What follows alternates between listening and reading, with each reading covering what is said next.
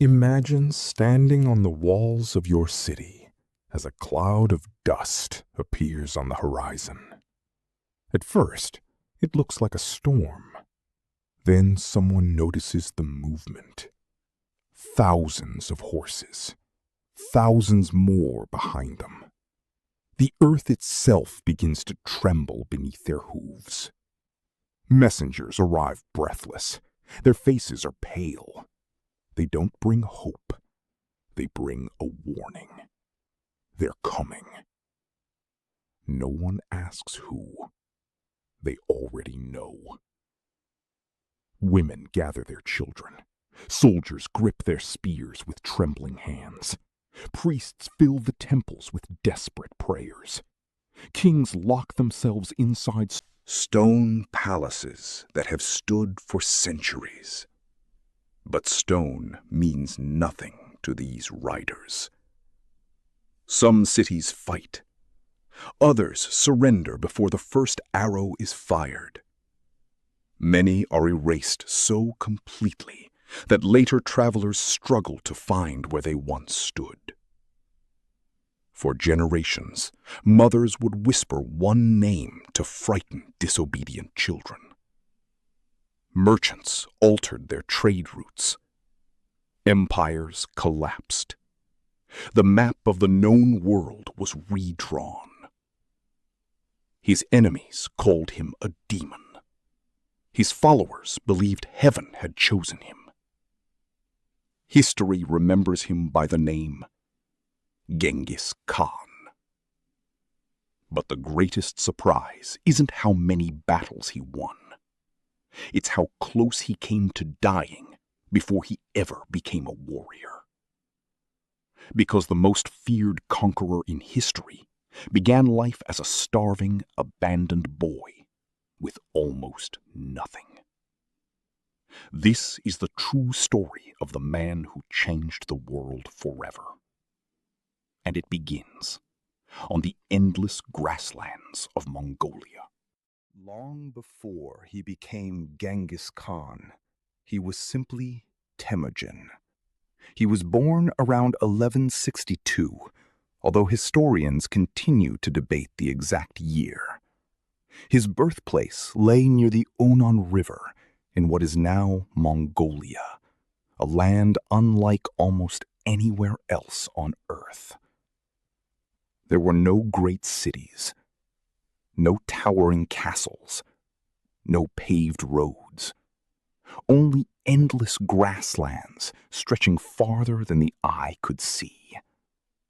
Here, survival depended on one thing above all else: your horse. The Mongolian steppe was beautiful, but it was merciless. Winters could freeze entire herds to death. Summer droughts turned rich pastures into empty plains. Families lived in portable felt tents called yurts, moving constantly in search of fresh grazing land. Life was harsh. Children learned to ride horses before they were old enough to read. By the age of 5, many could already fire arrows while galloping at full speed. Weakness wasn't simply frowned upon. It was fatal. Temujin's father, Yasuge, was a respected tribal chief and warrior. He dreamed of giving his son a future greater than his own. According to Mongol tradition, the boy was named after an enemy warrior his father had recently defeated. Even at birth, Temujin carried the memory of victory. But destiny. When Temujin was only 9 years old, his father arranged his future marriage, following the customs of the time. The boy was left with the family of a young girl named Berthe, while his father began the long journey home. He never made it. On the way, Yasuge encountered members of the rival Tartars. Recognizing him, they invited him to share food. It was a trap. They secretly poisoned him. He managed to return home before collapsing. Within days, he was dead. For most families, losing a father was heartbreaking. For Temujin's family, it was catastrophic. Leadership among the Mongol tribes depended on strength. Without Yasuge, the families who had sworn loyalty to him quickly abandoned his widow and children. One by one, they rode away, leaving behind a mother and 7 hungry children. No protection, no warriors, no wealth, no future. The family survived however they could. They dug roots from frozen ground. They caught fish with handmade tools. Sometimes they hunted small animals. Sometimes they simply went hungry. Years later, Mongol tradition would celebrate Genghis Khan as the ruler of the greatest land empire in history. But few remembered the starving child who once searched riverbanks just to find enough food for another day. Hardship changed him. It taught him lessons no palace ever could. Trust was earned. Strength mattered. Mercy was rare. Every decision could mean life or death. The boy who would one day command hundreds of thousands of warriors first learned how to survive with almost nothing. And the worst was still to come. Hunger creates desperate people. Temujin's family was no exception. Food became so scarce that arguments erupted constantly. One of his older half-brothers, Begter, began claiming more food and authority over the family. Among steppe traditions, this wasn't entirely unusual. But Temujin saw something different. He saw a threat. One day, he and his younger brother Kassar followed Begter into the hills. They carried bows. The confrontation lasted only moments. 2 arrows flew. Begter fell dead. It was the first life Temujin ever took. Not on a battlefield, not against an invading army, against his own brother. His mother was devastated. She reportedly condemned the act, warning her sons that they were destroying their own family. But the killing revealed something about Temujin that history would witness again and again. When he believed survival was at stake, he acted without hesitation. Word of the family's weakness spread. Soon another rival clan, the Taichud, seized the opportunity. Temujin was captured. A heavy wooden collar was locked around his neck. He became a prisoner. Every movement was painful. Escape seemed impossible. For many young captives, this would have been the end. History would never remember their names. But Temujin refused to accept his fate. He watched. He waited. He learned his captors' routines. Then one evening, he disappeared into the darkness. The Taichud searched desperately. The grasslands offered few places to hide. At last, one man found him. Temujin expected death. Instead, the stranger looked into the frightened boy's eyes and made a choice that changed history. He hid him, protected him, then quietly helped him escape. It was an act of extraordinary courage. Had the clan discovered the deception, the man himself could have been executed. Temujin never forgot that kindness. Years later, when he ruled an empire stretching from the Pacific Ocean toward Europe, loyalty, not noble birth, became one of the foundations of his rule. He remembered those who helped him when he had nothing. The orphan had escaped, but freedom did not make him powerful.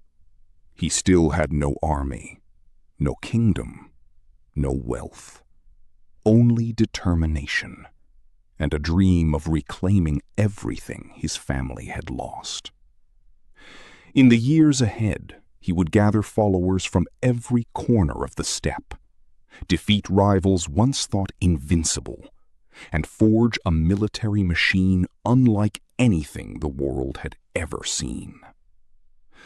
The frightened prisoner was about to become the man whose name would make entire empires tremble. Temujin was free, but freedom was not victory. He had escaped his captors with nothing more than his life.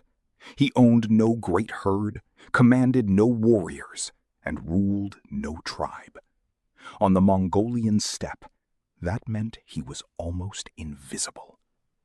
Yet history often begins with people who seem powerless. Temujin understood something many tribal leaders did not.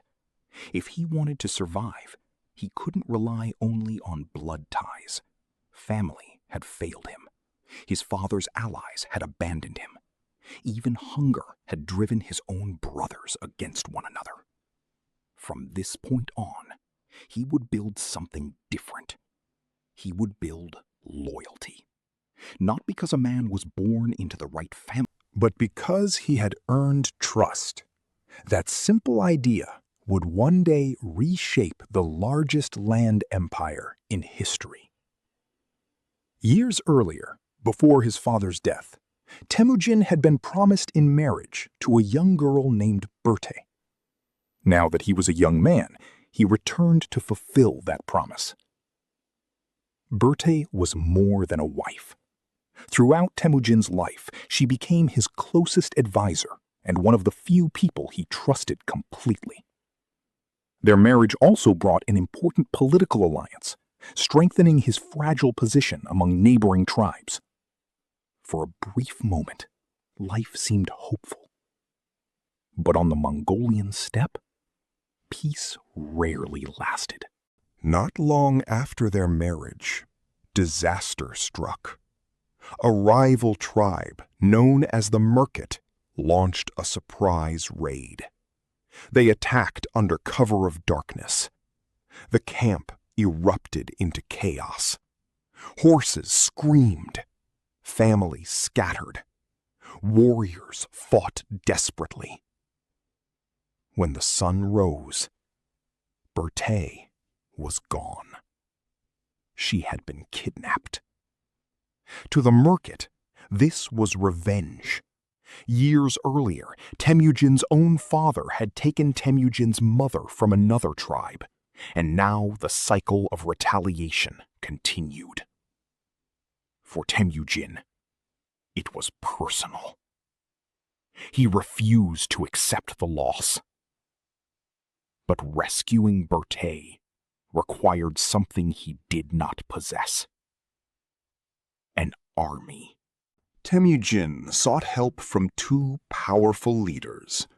One was Togrul, also known as Ong Khan, an old ally of his father. The other was a brilliant young warrior named Jamuka. Jamuka was more than an ally. He was Temujin's childhood friend. The two had once sworn a sacred oath of brotherhood, becoming Anda, blood brothers according to Mongol custom. Together, they gathered hundreds of horsemen, perhaps thousands. They struck the Merkit with astonishing speed. The attack was devastating. The Merkit were overwhelmed fight before they could organize a defense. Berthe was rescued. It was Temujin's first major military success. More importantly, people began to notice him. The young warrior who had once wandered the steppe alone was proving himself capable of leading men into battle and bringing them home victorious. His reputation began to spread. Success changes people. It also reveals their differences. For a time, Temujin and Jamuka remained close allies, but they saw the world in completely different ways. Jamuka believed power belonged to noble families. Leadership was inherited. Temujin believed something far more dangerous. He rewarded courage instead of birth. A shepherd could become a commander. A blacksmith could lead cavalry. Even former enemies could rise through the ranks if they proved loyal. To traditional Mongol nobles, this was almost unthinkable. Many viewed Temujin as a threat, not because he was weak, but because he was changing the rules. Eventually, their friendship shattered. The blood brothers became enemies, and the Mongolian steppe was about to descend into civil war. The first major clash between Temujin and Jamuka ended badly for Temujin. Jamuka won. Historical sources describe a brutal aftermath. Captured followers of Temujin were reportedly executed in horrifying ways, including being boiled alive. Whether every detail is accurate remains debated among historians, but there is little doubt the punishment was meant to send a terrifying message. Oppose Jamuka and suffer. Many leaders would have disappeared after such a defeat. Temujin did the opposite.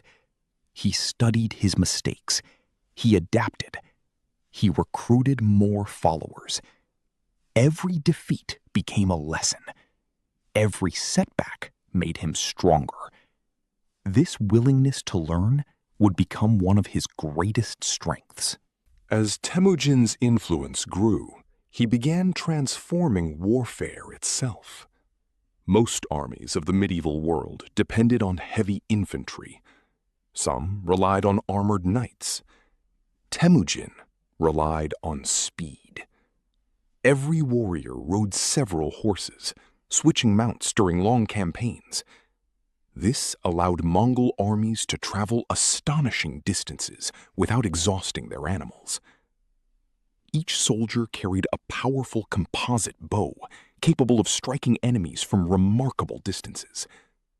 Unlike many armies, Mongol horsemen could fire accurately while riding at full speed. Forward, backward, even while pretending to flee. Their mobility shocked every opponent they faced. Communication was equally revolutionary. Flags, signal horns, smoke, mounted messengers. Entire armies could change direction within minutes. Discipline was absolute. Cowardice was punished. Loyalty was rewarded. For the first time, the scattered tribes of Mongolia were beginning to fight as one. The world had never seen anything quite like it, and it had no idea what was coming. Around 1204, Temujin faced his greatest rival once again. This time, there would be no second chance. The battle against Jamuka's coalition was fierce. Arrow storms darkened the sky. Thousands of horses thundered across the grasslands. Old friendships ended in blood. When the fighting finally stopped, Jamuka's alliance had collapsed. Many of his own followers abandoned him. Not because they feared Temujin, because they respected him. Temujin treated brave warriors with honor, even if they had fought against him. It was a policy almost unheard of in an age when defeated enemies were often slaughtered. One by one, the tribes of the steppe accepted his leadership. For the first time in generations, Mongolia was becoming united. In the year 1206, tribal leaders gathered beside the Onon River for a grand assembly known as a Kurultai. It was one of the most important moments in Asian history. The chiefs raised Temujin above their heads on a felt carpet, a traditional symbol of supreme leadership. Then they gave him a new name: Genghis Khan. The exact meaning is still debated. Many scholars interpret it as universal ruler or oceanic ruler, reflecting authority that extended beyond any single tribe. Whatever the precise translation, one thing was clear: Temujin no longer existed. The abandoned boy, the starving orphan, the escaped prisoner, had become the supreme ruler of a united Mongol nation. But uniting Mongolia was never his final goal. Beyond the endless grasslands lay kingdoms richer than anything his people had ever imagined. China, Central Asia, Persia, eventually Europe.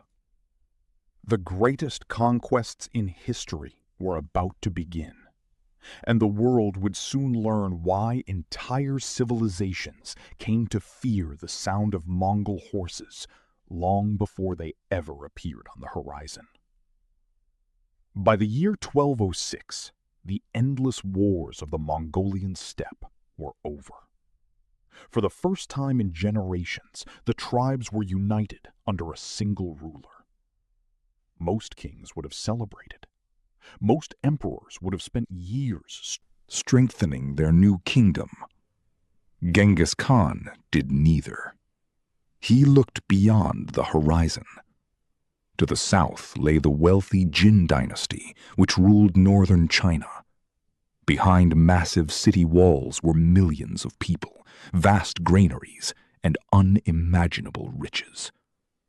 To the west stretched the trade routes of Central Asia, where caravans carried silk, spices, gold, and precious gems between east and west. Compared to these civilizations, Mongolia seemed poor. But Genghis Khan saw something different. He saw opportunity. The armies gathering beneath his banner did not look like the armies of Europe or China. There were no columns of heavily armored knights, no endless ranks of slow-moving infantry. Instead, nearly every soldier was a mounted archer. Each warrior traveled with several horses, changing mounts during long campaigns so the army could ride almost without stopping. They carried dried meat and fermented mare's milk, allowing them to survive for days without supply wagons. Every soldier could hunt. Every soldier could ride. Every soldier could shoot with deadly accuracy.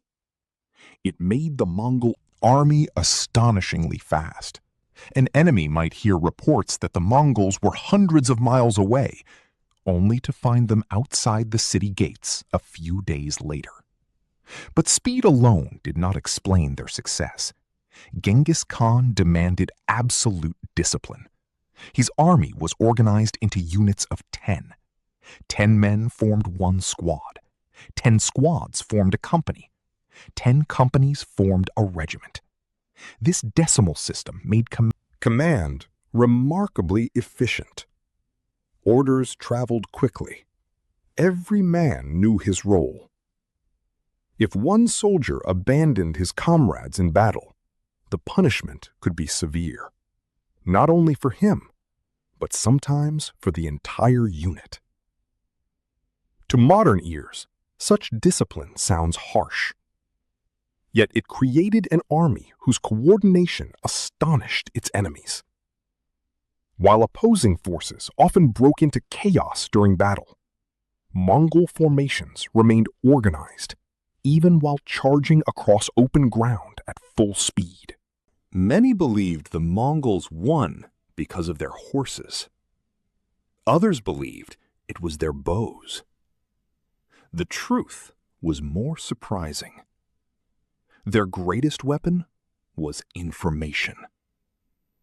Before invading a kingdom, Genghis Khan sent merchants, diplomats, and scouts to gather intelligence. They mapped rivers, measured roads, studied mountain passes, counted soldiers, learned which cities were wealthy and which governors were corrupt. By the time the Mongol army crossed a frontier, its commanders often knew the land better than the people defending it. Then came the tactic that terrified armies across Asia and Europe. The Mongols would attack suddenly, fire hundreds of arrows, then appear to panic. They turned their horses and fled. Seeing victory within reach, enemy commanders ordered pursuit. Their soldiers charged after the retreating Mongols. That was exactly what Genghis Khan wanted. Hours later, the fleeing horsemen suddenly wheeled around. Fresh reinforcements emerged from hidden positions. Arrows rained down from every direction. The pursuers realized too late that they had become the hunted. Entire armies were destroyed by this single tactic, again and again. In 1211, Genghis Khan launched a massive invasion of the Jin dynasty. The empire was wealthy. Its cities were protected by towering walls. Its armies vastly outnumbered the Mongols. On paper, the Jin should have won.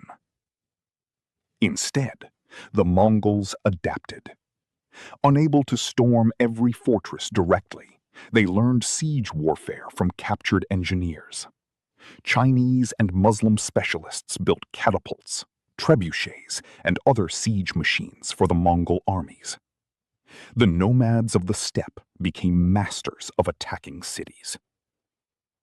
One fortress after another fell. In 1215, the Mongols captured Zhengdu, the city that would later become Beijing. For the people inside, it was a catastrophe. The conquest sent a message across Asia.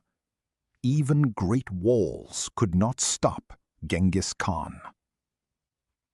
Yet despite his victories, Genghis Khan did not seek war with every neighbor. To the west stood the powerful Khwarezmian Empire, ruled by Shah Muhammad II. Rather than attack immediately, Genghis Khan proposed trade. He sent a large caravan of merchants carrying valuable goods. Along with them traveled diplomats bearing a simple message: "We seek peace." It seemed like the beginning of a profitable relationship. Instead, it became one of history's greatest political mistakes. When the caravan reached the frontier city of Otrar, its governor accused the merchants of being spies. Without permission from Genghis Khan, or, according to many historians, with later approval from the Shah, the governor arrested them. Most were executed. Their goods were confiscated. Genghis Khan was furious. Still, he chose diplomacy one final time. He sent 3 ambassadors demanding justice. Under ancient custom, ambassadors were considered sacred. To harm them was almost unthinkable. The Shah made his choice. One envoy was executed. The others had their beards shaved, a profound insult in Mongol culture, and were sent back humiliated. When they returned and told Genghis Khan what had happened, witnesses later claimed he climbed a mountain alone. There, he prayed to eternal heaven. When he descended, his decision was made. The Khwarezmian Empire would pay. In 1219, one of the most devastating military campaigns in history began. Rather than attack from a single direction, Genghis Khan divided his forces. Separate armies crossed deserts thought impossible to traverse. Others advanced through mountain passes. Some appeared where defenders believed no army could survive. cities prepared for attacks from one direction, only to discover Mongol cavalry arriving from another. The Shah could not predict where the next blow would fall. His empire began collapsing, piece by piece. Genghis Khan understood something many rulers did not. Fear could be more powerful than swords.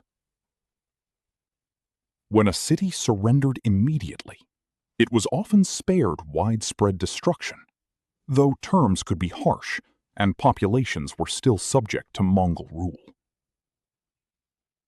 But when a city resisted and forced a prolonged siege, the consequences could be devastating. News spread rapidly. Travelers carried stories from one kingdom to another.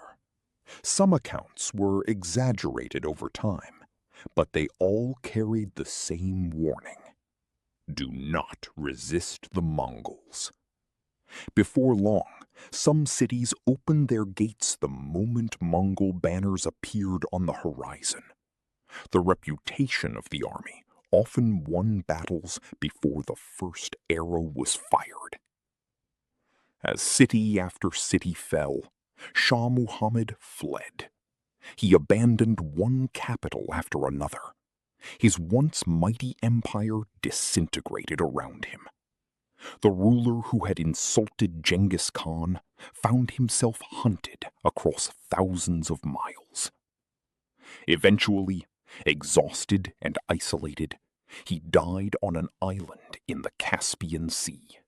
His empire, one of the greatest in the Islamic world, had collapsed with astonishing speed. The insult to a handful of merchants had unleashed a storm that reshaped Central Asia forever. The world had now witnessed something unprecedented.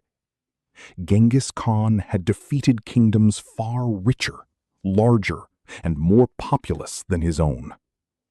Yet his greatest campaigns were still ahead.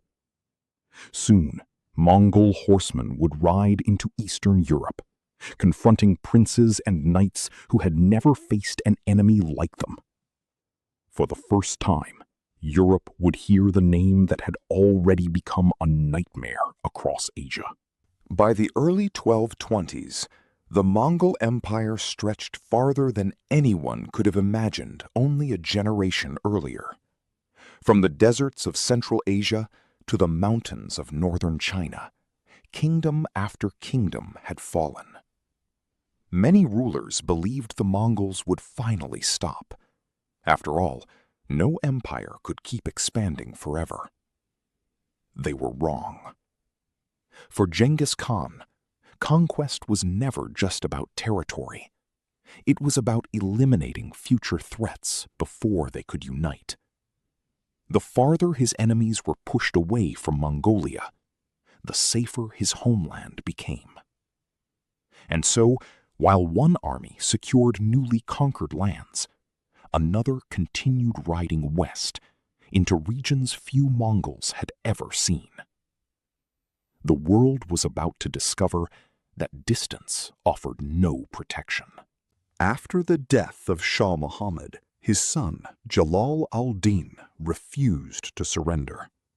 Unlike many rulers who fled at the first sign of defeat, Jalal al-Din gathered what remained of his forces and continued fighting.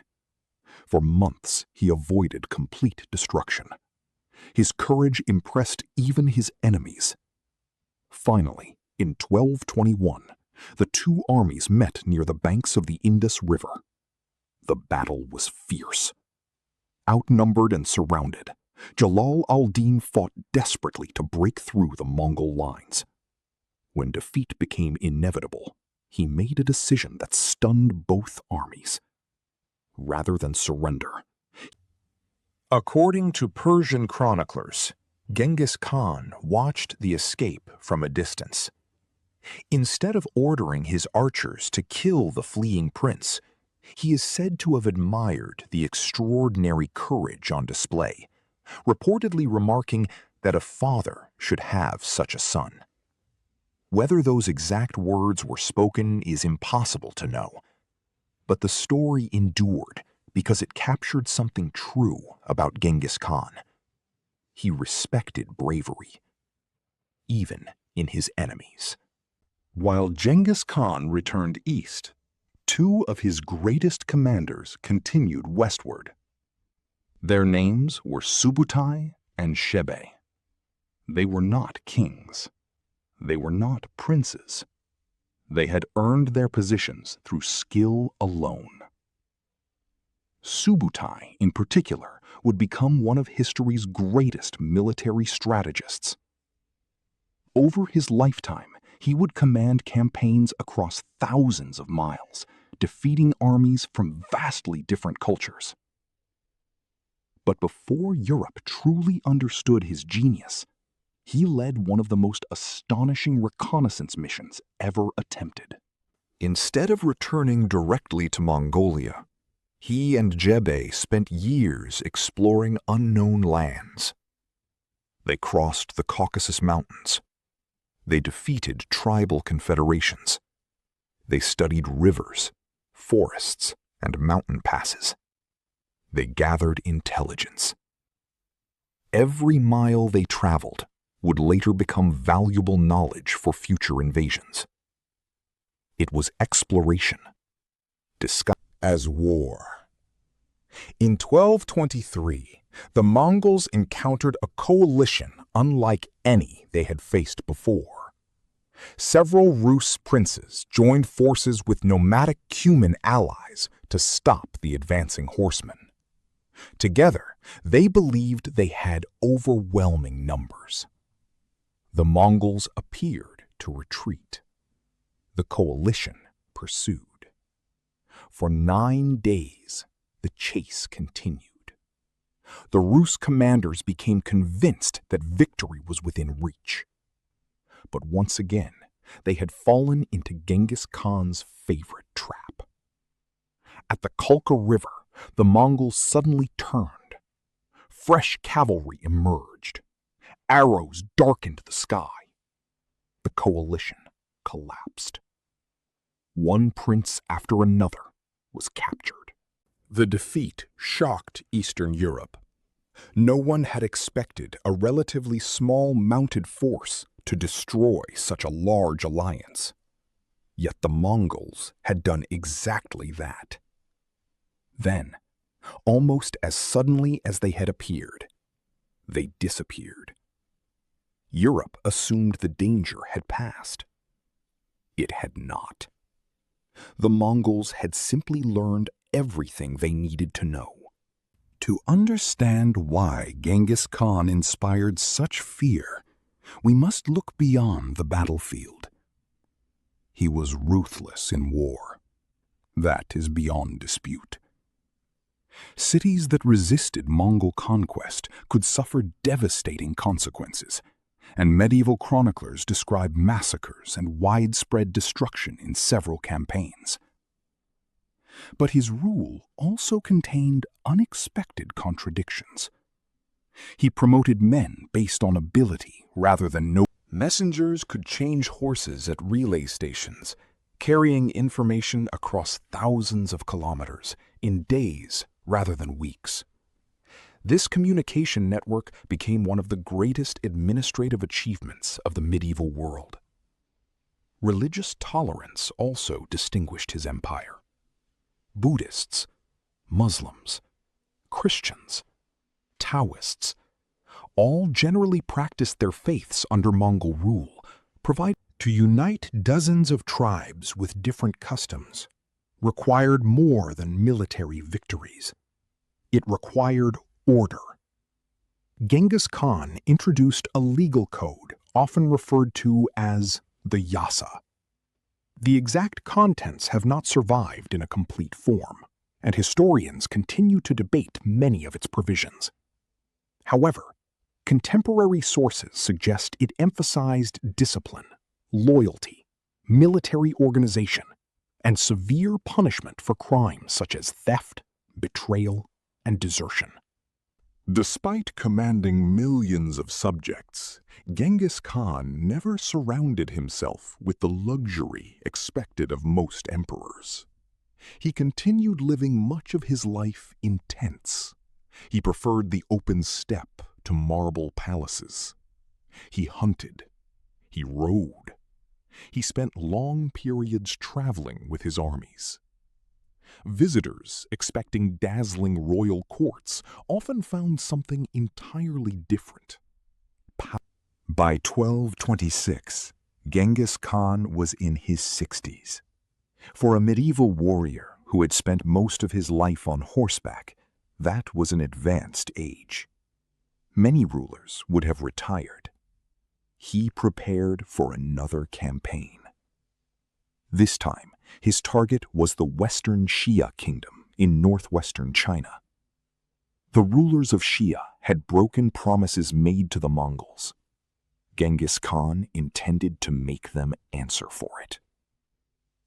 Even under his command, as the Mongol army marched deeper into western Xia, something unexpected happened. The greatest conqueror of the medieval world, the man whose name had terrified continents, began to weaken. The circumstances surrounding his final days remain one of history's greatest mysteries.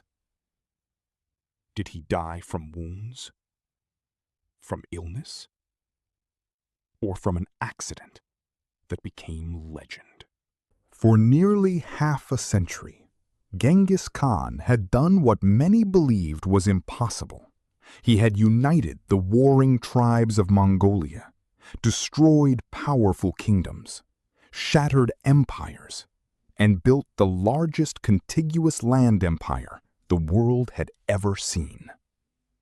But there was one enemy that no conqueror, not even Genghis Khan, could defeat: time. By the summer of 1227, the Mongol army was deep inside the lands of the Western Xia Kingdom. The campaign was nearly complete. City after city had surrendered, and the Xia rulers had little hope of resisting much longer. Yet something had changed.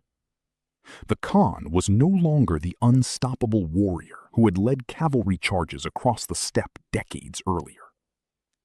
Age was catching up with him. Still, he refused to stop.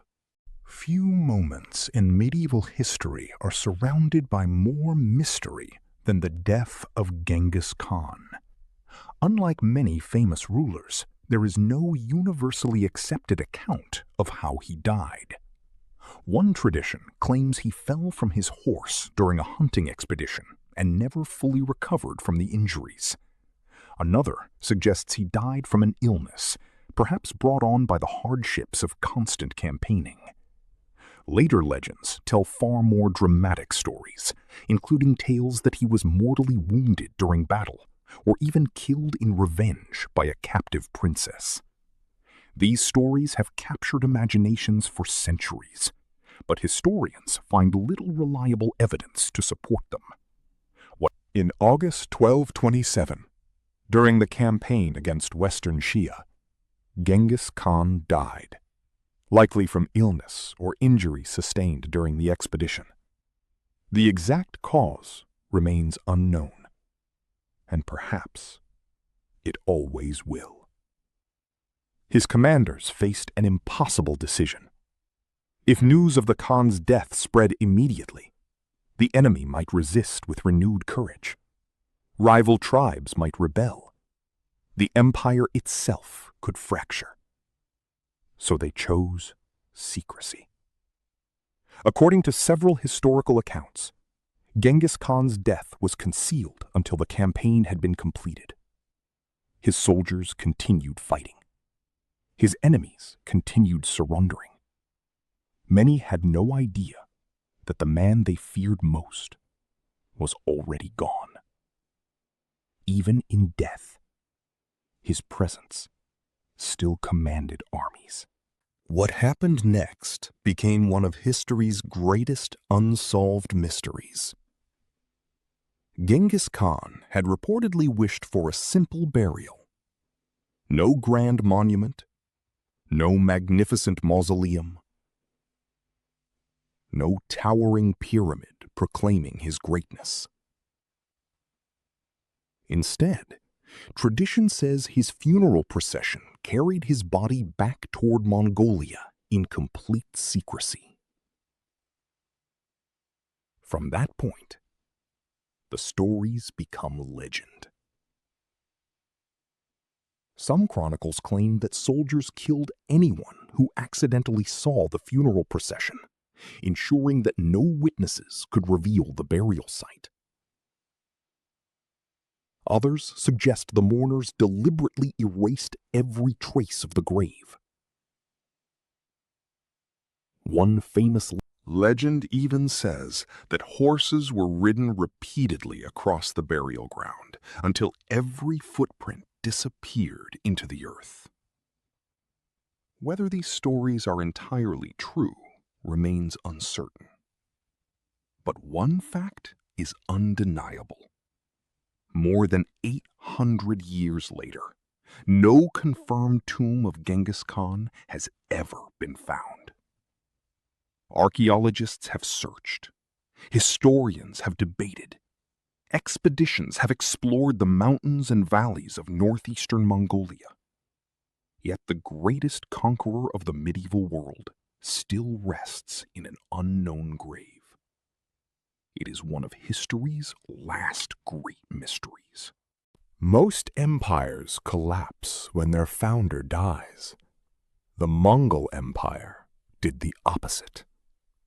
Genghis Khan had spent years preparing his sons and generals for the future. Power passed first to his son Ögedi Khan, chosen at a great assembly of Mongol nobles. Under Ögedi, the empire expanded even faster. Mongol armies swept into Eastern Europe. They invaded Korea. They completed the conquest of northern China. Cities that had never heard the name Genghis Khan during his lifetime now trembled before armies fighting in his name. His death had not ended the conquest. It had only begun a new chapter. Why did entire kingdoms surrender without fighting? Why did chroniclers across Asia and Europe describe such overwhelming terror? It wasn't simply because the Mongols won battles. Many armies have done that. It was because they seemed unstoppable. They crossed deserts thought impossible to cross. They appeared in places no commander expected. They moved faster than news itself. They adapted to every enemy they faced. If walls blocked their path, they built siege engines. If cavalry challenged them, they outmaneuvered them. If kingdoms united, they divided them. Over time, the Mongols developed a reputation so powerful that it became a weapon in its own right. Fear often reached a city before the army did. Yet history is rarely as simple as heroes and villains. The Mongol conquests brought enormous suffering. Many cities were devastated. Countless people died during the campaigns. The exact numbers remain fiercely debated, and medieval sources often exaggerated casualties. But there is no doubt that the wars were among the most destructive of their age. At the same time, the empire also connected much of Eurasia as never before. Trade expanded along the Silk Roads. Ideas, technologies, and cultures traveled more freely across vast distances. Merchants moved under Mongol protection. Diplomats journeyed between civilizations that had once been separated by constant warfare. This period, often called the Pax Mongolica, helped create one of the most interconnected eras of the medieval world. Like many transformative figures in history, Genghis Khan left behind a legacy that is impossible to describe in only one way. He was both builder and destroyer, liberator to some, conqueror to others. So, was Genghis Khan truly the most feared warrior ever? If fear is measured by reputation, few names in history compare.